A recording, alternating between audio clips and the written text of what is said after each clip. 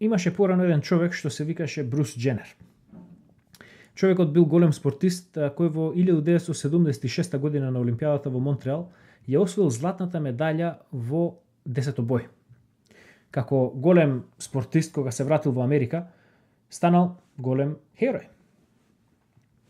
Бил насекаде, на сите житарици, на сите кутии од житарици, на билбордови, на реклами за се и се што. Меѓутоа, денес ако го побарате Брус Дженер на Google, нема да го најдете. Тој веќе не постои. Сета трага од Брус Дженер е избришана.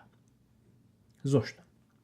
Зашто пред неколку години господинот Дженер се реши дека тој е жена и реши да го смени целосно неговиот идентитет. Од Брус Дженер се прекрсти во Кейтлин и направи неколку пластични хирургии да го измени својот лик. Па сега и оние постигнувања кои ги сторил под својот оригинален идентитет, со неговиот роден идентитет, Вилијам Брус Дженер, се препишуваат на некаква си личност Кейтлин Дженер, која што никогаш не постоела и во суштина не постои, туку таа е фигмент од неговата мечта, која што тој и левицата тука во Америка, која што е длабоко навлезена во државната администрација во Америка и во универзитетите во Холивуд и е расширена, распространета низ целиот поранешен западен свет, низ Европската унија, низ Шведска, во елитите во Британија, во Германија, во Франција. Тие левичари денес исто така се преправаат дека тој не постои, дека Брус Дженер не постои и само постои господјата Кейтлин Дженер. Ако ви личи на слично сценарио на она што и се прави на Македонија и на македонскиот народ, нема да погрешите. Токму тоа се случува на Македонија и на македонскиот народ со овој референдум кој што му се наметнува на македонскиот народ, при што се инсистира македонскиот народ самиот да се самоукине. Во случајот на господинот Дженер, тој својата одлука за промена на својот идентитет ја носи наводно сам. Меѓутоа, сигурно дека одлуката му доаѓа како резултат на неговите обкружувања. Тој долго време живее на западниот брег на Америка, односно во близината на Холивуд, на Малибу и Бел Ер, таму кај што се најлибералните енклави на Америка. И е обкружен со телевизиски звезди, со луѓе од естрадата на оваа култура и е обкружен со жени. Па, до некаде може да се рече дека неговата одлука да го смени идентитетот целосно овој човек кој што можеме да речеме како десетобоец е еден парагон на мажеството. За да може да се вклопи, и политички е републиканец, за да може да се вклопи во неговите обкружувања, тој на еден суптилен начин бил приморан да си го промени својот идентитет. Но во нашиот случај се случува една слична таква работа. Нас не тераат сами да си го укинеме идентитетот, иако ова е нешто кое што нашите соседи, кои што ја делат Македонија, се обидуваат да го сторат повеќе од 100 години. Промената на македонскиот идентитет за прв пат се случува уште во 1908-1909 година, набргу после младотурската револуција и како обид на младотурците да го отоманизираат македонското население. Потоа имаме 912 и навлегувањето на Србија на територијата на Македонија, односно поделата помеѓу Србија и Грција пред се, и Бугарија има мал дел. Меѓутоа, главното однароднување на македонците се случува токму во Грција и во Србија. Потоа периодот помеѓу двете светски војни и периодот инаку познат како Белиот терор, каде што србите се обидуваат да го србизираат македонското население, и периодот после 1945 година каде што комунистите наметнуваат југокомунистички македонски идентитет. Сега, конечно, треба ние сосема да се избришеме од картата на светот и сосема да не постоиме. Веќе 27 години фактички не фигурираме како македонци, туку фигурираме како фиромци, како бившо југословенско републички македонски. Сега, оние кои што сакаат да не избришат, а пред се тоа се србите и србоманите, односно нивните слуги, со помош на глобалната левица се обидуваат тоа да го сторат. Глобалната левица ова го работи од едни други поводи, доколку знаете што се случува на Западот и господинот Кейтлин Дженер е совршен пример за она што всушност се случува со глобалната левица. Тие веќе не се засегнати со интересите на работничките класи, туку се заинтересирани за правата на секакви обесправените малцинства, нени народи. Нив не ги интересираат народите, туку ги интересираат да ги однародат сите народи.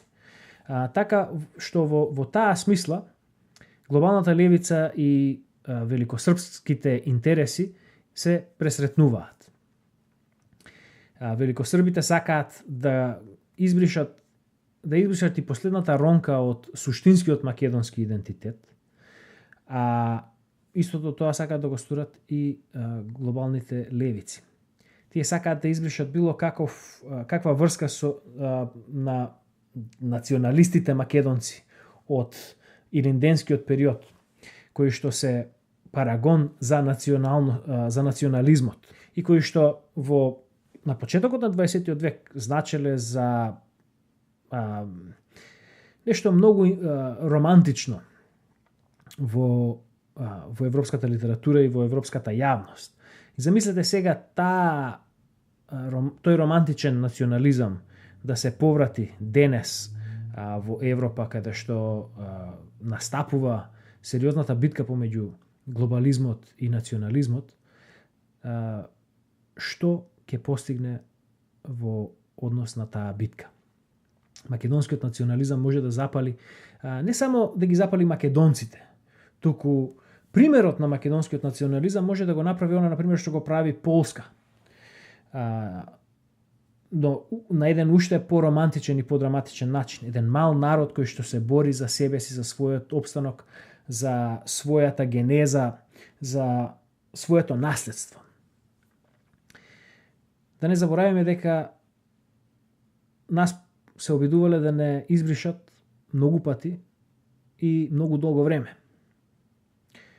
Ги наредив инстанците кога во последното столетие и малце подолго, но секако да не забораваме дека сме биле под турски јарем 5 века. Овие поробувачи се обидувале да не присилат да станеме нешто друго, да ја смениме верата, да се откажеме од основниот идентитет. Нашите соседи албанци ја немале истрајноста што ја имаме ние. Ние сме се покажале како многу тврдоглави и многу отпорни на притисоците, физички, психички, културолошки, и сме останале она што сме биле. Сме останале христијани пред се, сме останале македонци. Не сме се откажале од наследството, не сме се откажале од гробовите на нашите дедовци. Изминатиот век, бидејќи сме под притисокот на оние кои се многу послични до нас и кои што се обидуваат да не променат на малку по-суптилен начин, промената на нашиот идентитет до некаде била поуспешна. Но сега оваа најсуптилна промена на идентитетот мораме да ја отфрлиме. И затоа мораме да го бойкотираме овој насилен референдум, овој измамнички референдум кој што сака да не принуди сами да се укинеме себе си. Бидејќи официјално прашањето на референдумот се однесува за тоа дали сакаме да го прифатиме договорот со Грција и да пристапиме кон влез во ЕУ и НАТО, се плашам дека мора да кажеме во овој момент, мора да кажеме не на ЕУ и на НАТО. Зошто? Доколку следите она што го пишувам во последниве 10-12 години, и она што за она што се залага мојот татко Јордан Петровски, и она што се залагаме ние како комитет, како групација на дисиденти и така натаму во сите наши инкарнации, од секогаш сме биле прозападно ориентирани, од секогаш сме биле про ЕУ и про НАТО. И зошто сега одеднаш јас велам дека денес мора да кажеме не на ЕУ и на НАТО. Денес мора да кажеме не на ЕУ и на НАТО, бидејќи она што ние го бараме, она што ние го посакуваме кога велиме дека сакаме да влеземе во ЕУ и НАТО, ние сакаме по-добри демократски стандарди. Сакаме Македонија конечно да стане суштински западна држава, каде што владее правото, каде што владее законот, каде што сите сме рамноправни пред законот. Без разлика на нашето семејно потекло, без разлика на нашето етничко потекло, без разлика на нашиот пол, без разлика на нашата верска припадност. И особено на нашата партиска и политичка, на нашата партиска припадност и нашата политичка определба. Ова што се случува сега со договорот со Грција и со референдумот, и особено на крајов сега со одлуката на Уставниот суд на Република Македонија за преставката која што беше поднесена од страна на професорот Димитар Апасиев, покажува дека Европа и ЕУ, односно ЕУ и НАТО, не се заинтересирани да ја споделат својата поранешна демократичност со нас. Дали е ова одраз едноставно и на она што се случува во Европа, како што реков, левицата таму се повеќе и повеќе завладеува, па од тука се одречуваат и сама Европа се одречува од принципот на владење на правото, или ова е од некоја друга побуда, сепак мислам дека тоа е побудата. Левицата ја превзема Европа. Како таква Европа не ни ја треба.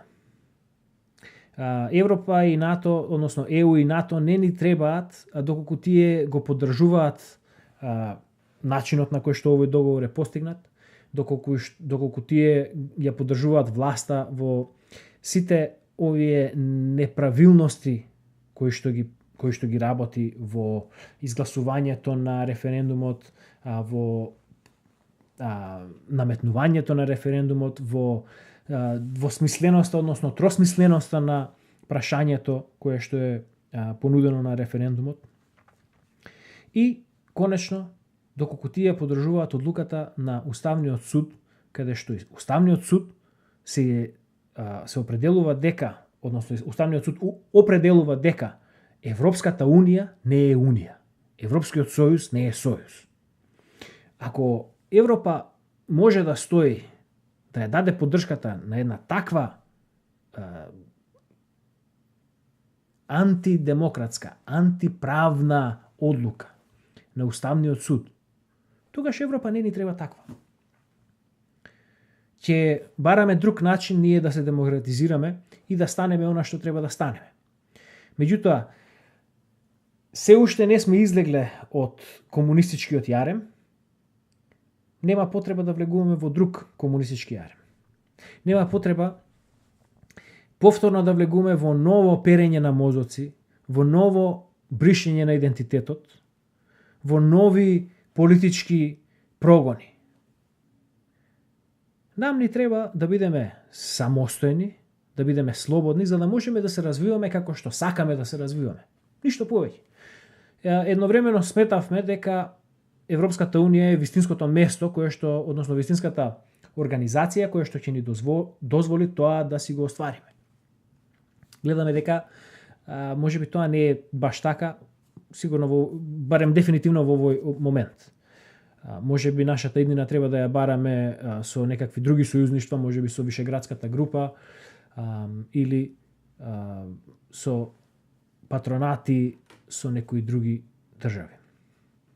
Сега, додека Европската заедница ефективно пропаѓа, го менува својот идентитет, таа едноставно минува низ една фаза на Брус Дженер, таа го менува својот идентитет и веќе не е демократско, слободно, капиталистичко општество, туку се повеќе и повеќе се претвора во една комунистичка тиранија. Од друга страна, имаме причина да бидеме оптимисти дека работите сепак ќе тргнат на добро. Тоа е секако Америка и председателот Доналд Трамп, човек во кој што првично нема вера дека ќе бидне, дека ќе излезе волку добар и дека ќе биде човекот кој што во моментов му е потребен на светот, но еве се покажува како многу способен и како човек кој што го има, што викаат, увото на земјата овде. Го има прстот на пулсот на светот и на моменталниот политички момент. Па од тука говорот кој што го даде на неодамнешното заседание на Генералното собрание на Обединетите нации, каде што ја оцрта Трамповата доктрина на национализам против глобализам. И каде што изрече дека ќе се прави ревизија на политиката на државна помош, односно на странска помош која што Америка ќе ја дели, ми дава надеж дека сепак ќе се исправат работите во светот и онаа грешка која што ја направи Америка во 1992 година кога се распадна комунизмот, поради доаѓањето на власт на Бил Клинтон, чија што жена е многу близок соработник на Џорџ Сорос, сметам дека сега е времето кога овие работи ќе можат да се исправат. Затоа треба да останеме силни, да покажеме на светот дека сме на страната на национализмот, дека сме против глобализмот, дека сме на страната на честа и на достоинството. Тоа е всушност она што сакаме да го кажеме. Па затоа бойкотирајте, абстинирајте, игнорирајте, правете што сакате. Важно, не излегувајте на референдумот, затоа што и гласот против ќе биде всушност злоупотребен, бидејќи знаеме како е. Во Македонија не е важно кој гласа, туку важно е кој број. Затоа покажете кураж, ја давам сета моја поддршка што можам од овдека од далеку, на сите групи кои што се против референдумот и кои што се за бойкот во една или друга, на еден или друг начин. Останете силни, покажете го вашето достоинство, затоа што, како што реков, доаѓа денот на национализмот, доаѓа денот кога конечно можеби ќе изгрее зората на слободата и над нашата земја.